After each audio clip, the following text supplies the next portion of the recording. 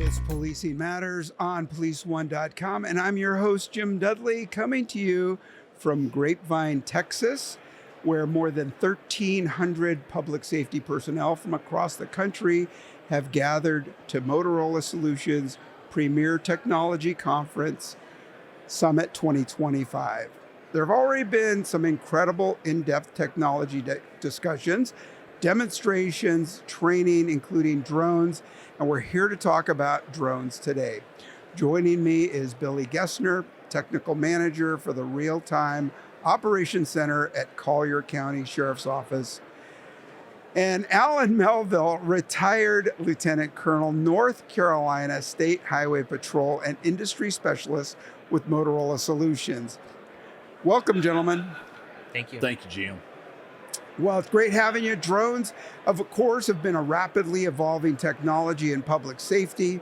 And Billy, I want to ask you first, talk a little bit how you got started in the drone as first responder project, and where do you see it having its biggest impact? Sure, yeah. We started towards the end of 2021 for our rooftop program. So that's what normally everyone calls a DFR program. But before then, we had drones as rapid deploy, rapid response drones for a couple years before then. But essentially, the end of 2021, right around Hurricane Ian, we were able to put our first drone on a rooftop and be able to fly it remotely. So the biggest impact that it provides us is operational intelligence and situational awareness for the field. So think of it, you're on the ground level, trying to look at whatever the situation is going on.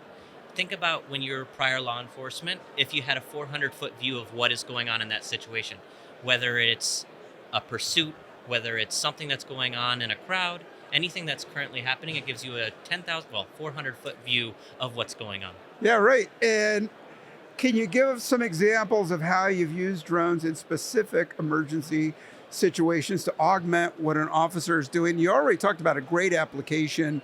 So many agencies are saying no more pursuits, or we're going to call them off as soon as they begin. How are drones helping that way? Alan. Well, Jim, first of all, let's touch on one very important topic to all three of us, officer safety.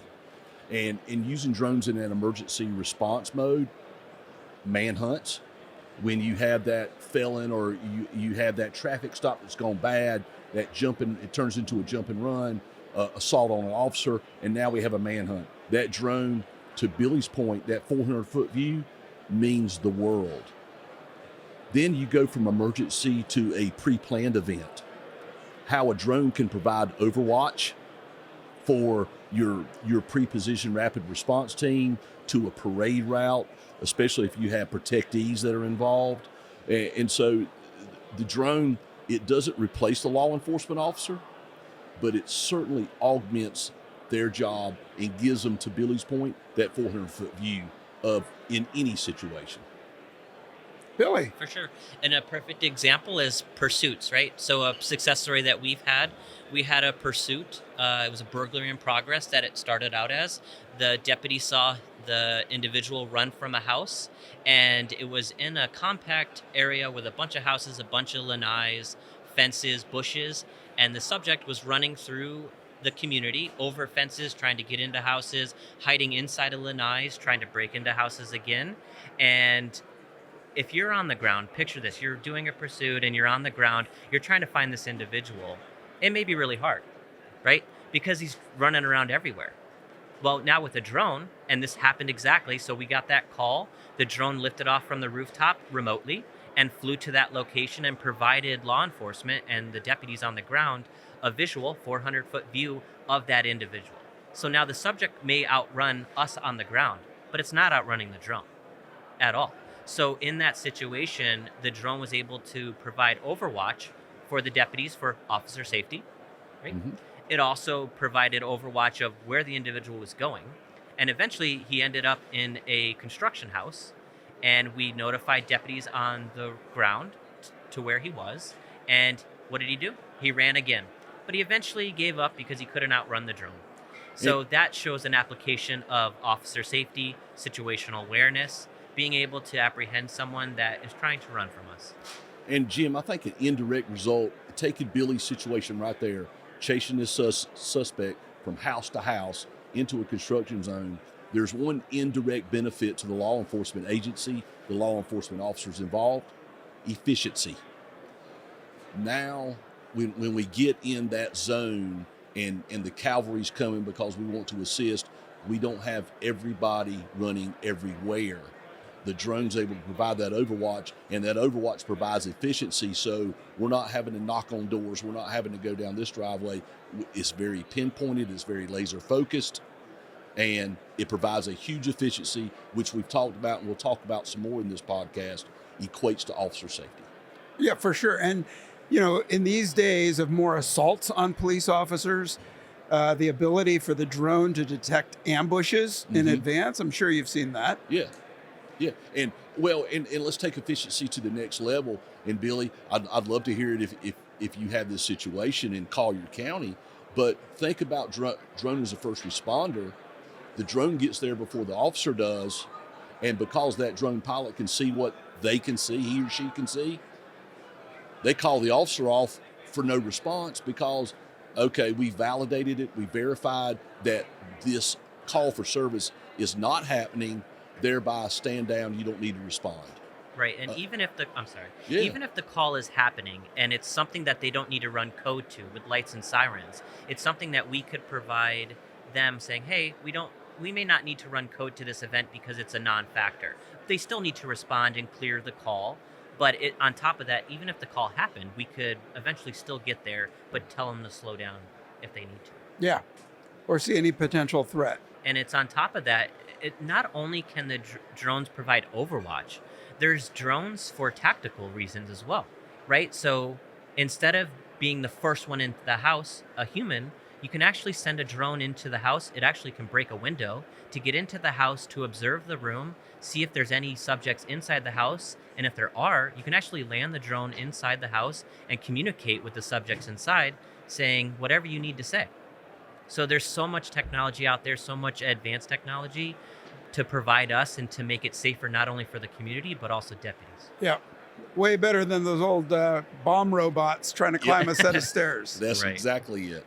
All right. Well, Billy, looking ahead at the roadmap for drone usage, how's the program expanding past just beyond the eyes of the scene? We talk about Overwatch. Who's getting this information and how's it communicated to the ground troops? Yeah, so it provides Overwatch most of the time in our real-time operations center, which we could have a whole podcast on that. Sure. But that is just a support room for command and patrol. So they most of the time are watching the drone footage, but if it's a big event that's going on, it's as simple as pulling up our mobile command bus and displaying the video right there, or handing an iPad to the incident commander on scene saying, "Here, you can see the overwatch of the incident that's happening right in front of you, maybe 10 or 100 feet away." Yeah. So, Billy, y'all are live streaming your video, Yeah, your drone video. Yes, absolutely. We are live streaming it, yes. All right. Real time. And to go on the advanced side of it, not only can it do tactically or overwatch, now we're in the process of working with Brink and others trying to make a dropper for medical emergencies. So if someone is in distress, if they need Narcan, if they need an EpiPen, if they need an AED or first aid kit, we'll be able to fly it over to them and drop that first aid kit or whatever it may be to them, or a personal flotation device. We live right along the beach in Naples, Florida. So if someone is in distress in the water, they could be able to drop a PFD right to them and save them. Wow. Hey, that's unreal. That's great. Yeah. I mean, you could just talk all day about the possible applications, big events. We'll talk more about big events, but you've got SWAT personnel on a roof that's going to be hard to get to. And what a great application. Well, Jim, to your point just then, who's watching the Overwatch? Who's protecting those guys that are protecting everybody else? Almost like a counter surveillance, if you will. Yeah. And the perfect example, you mentioned rooftop. Just yesterday, we had a call where it was a barricaded subject and they went from their room to on top of the roof. So now 2 or 3 stories high, if you're on the ground looking at them, you don't know what they have in their hands, what they have in their pockets. But if you're able to fly a drone over them to see and zoom in to see what they have in their pockets, do they have anything in their hands that they may try to hurt anyone with? So it only gives us a view from the ground up, but also from the sky down. Great vantage point. Yeah. So how should agencies who don't have DFR programs start thinking about how to get started? So it can seem very overwhelming, right? It's not as easy as just putting a drone on a rooftop and setting it off, but there are companies out there that really help you with that. I think the first step is to pull all your CAD data, all the data that you have and calls for service that you want to send a drone to. Pull all that data, and there's companies out there that will put all that data together and find you the perfect spots for you to deploy a DFR program or a launch location. Once you have the launch locations established, you'll build like an RF network if needed, and that's too technical. But essentially, you just build a location, and you'll be able to fly the drone right off the top. But there's companies out there that will actually help you with it. Yeah, policies are there. I want to touch one last thing. Alan, you made me think about it because I've been the event commander. So many large events that go for blocks and blocks and blocks. And unless you have live officers out there reporting what they're seeing, maybe a counter protest, how would a drone be helpful there? Well, first of all, Jim, great question, especially when it comes to pre-planned security events. The drone, let's not let technology replace the law enforcement officer. I think it can augment it. Absolutely. And in that case, yes. And I go back to my prior statement. It's almost a counter surveillance viewpoint. Now, such a large event like a parade route, if you will, I think more than one drone would be needed to get that 360 aerial degree view. But multiple drones over an event, and it's almost like taking an umbrella and putting it over the whole event and giving command and control the eyes they need to make the decisions they need based on, does something go left of boom, or is it a non-event, which we all hope for every day? Yeah. Well, gentlemen, thank you both for spending time talking to us. Alan, Billy, great advice. I'm sure people could follow up and contact you if need be to get started on their own DFR. Absolutely. Thank you so much. Yeah, thank you for having us, Jim.